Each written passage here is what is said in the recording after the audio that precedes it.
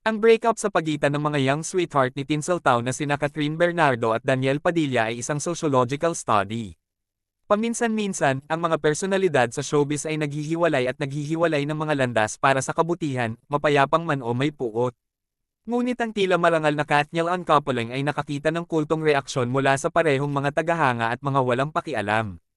Ang balita at mga haka-haka tungkol sa kanilang breakup ay palaging feed sa FB at TikTok account ng sinuman na may mga meme na aibot.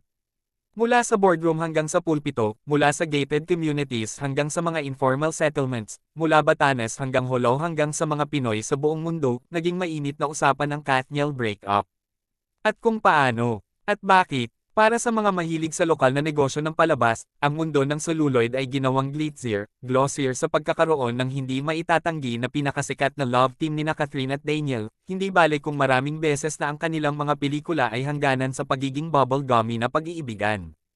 Marahil iyon ang sikreto ng kanilang pangmatagalang kapangyarihan sa kanilang mga fandom, matamis na pag-ibig, batang pag-ibig, kung ano ang nakikita mo ay kung ano ang nakukuha mo.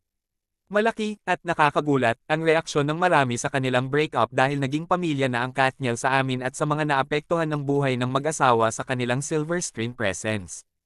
Hindi namin sila nakilala, bagamat naging maayos ang pakikipag-usap ko kay Catherine noong siya ay ginawaran ng People of the Year ng People Asia noong 2020.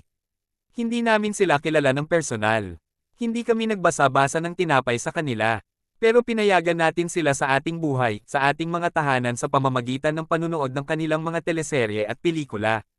Ang kanilang breakup ay parang personal na karanasan dahil bahagi sila ng pop culture at sa daloy ng kamalayan, gustuhin man sila o hindi, napagtanto man o hindi, ang kanilang pagsubok, pinalaki at ginawang available 24/7 ng SOCMED, sila ay doon, present kahit malayo bilang mga celebrity.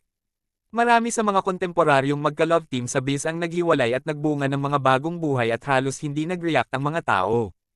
Hindi dahil sa wala silang fans kundi dahil iba ang ibinigay ng Katniel tandem, isang tunay, sinsero, tahimik na relasyon. Isang aspirational love story. Isang relatable na kwento ng mga value na kanilang naisip sa screen. Isang inspirational tandem dahil ang isang bagay na real ay maaaring maging tunay na totoo. Theirs was a love affair so sakarin ako lane mong tumatagas sila ng pulot tuwing may TV guesting sila. Sa lahat ng cheesiness na pinalabas ng tandem nila, ang sa kanila ay mozzarella love affair, malapot, nababanat, malambot, siksik, pamilyar na lasa. At gayon pa man hindi lahat ay maaaring magkaroon nito.